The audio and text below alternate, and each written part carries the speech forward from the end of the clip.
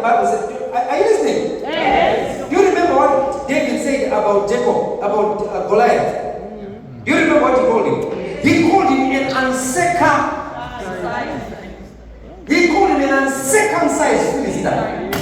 What that statement means is that this man does not have a covenant with God. Because the covenant with God in Israel was marked by circumcision. So he knew that even though Goliath is big, he does not have a God to back him.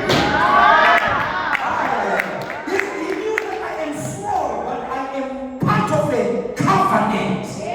When you are in a covenant, it means the spirit is involved. It means you're not fighting with your own strength alone. It means that you have a backing by spirits. They can be demonic spirits.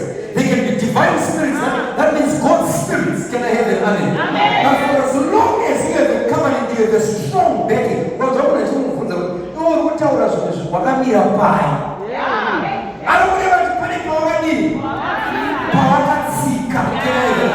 So when you are paying your time, you are circumcising your money. You are trying to say that what you are seeing here is not all that there is. You are seeing $90, but I'm seeing a God behind the $90. So it's an invitation it's a way of inviting God into your financial affairs. Listen to me. All the richest people in the world give tithe. You just don't know about it. And there is no one who is really wealthy that does not have an altar in the covenant. Because real wealth responds to spirits. Am I communicating? Yes. Look at your neighbor, tell your neighbor, close the windows. Close the windows. Tell your neighbor, close the windows in your life. Today I want to talk to you again about covenant. This is covenants on prosperity. Are you there? Now, come with me to the book of Job chapter 30 and verse 1. Job 30 verse 1. Oh, blessed be the name of Jesus. Somebody shout glory! Job chapter 30 and verse 1. Thank you, Holy Spirit. Verse 1, verse 1.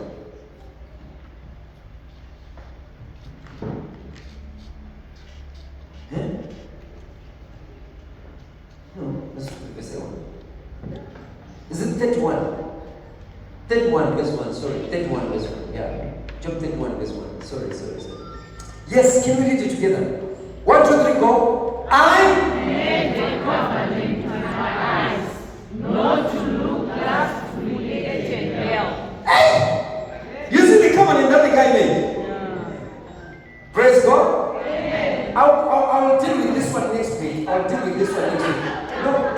serious. I'll deal with it next week very soon. I want to show you there is another very important principle that we are seeing here. He's making a covenant with his body parts. I see that? Yes. This is a rich man. He's showing you one of the tools that he had to use in order to remain and maintain wealth. Do you know that Job was the richest man in the land of Uz? Yes? And this is one of the covenants that made him to stay rich.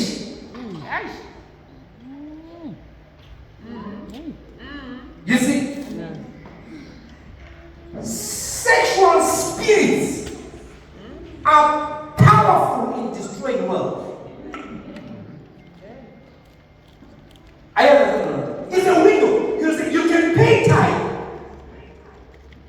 But if you pay time, you have built a wall. But the Bible says he who breaks the hedge, this wall, if you break it, a snake will bite you. What could not affect you before? Because you have broken a wall, you have created a window that is open for an attack. So Job is saying that one of the ways of breaking the windows in your life is to be involved in sexual sins. So even though you are giving your time, but you are involved in sexual sins, you are affecting your finances. Now, I saw someone say something very stupid on Facebook. That's not my topic, but I want to show you something. But they said this.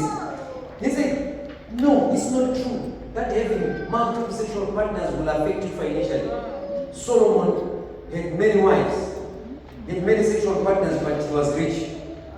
Let me tell you how it works, because someone can actually look at people to worship the Lord and see them doing this and then think that, how come they remain with their money?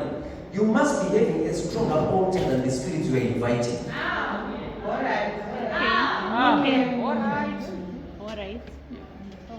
For instance, ukarara nemunhu ane mweya wemanjusi hauzvizive hana kunyorwa pafesi kuti ana mweya but mweya iwowo is a spirit for exchange unotora.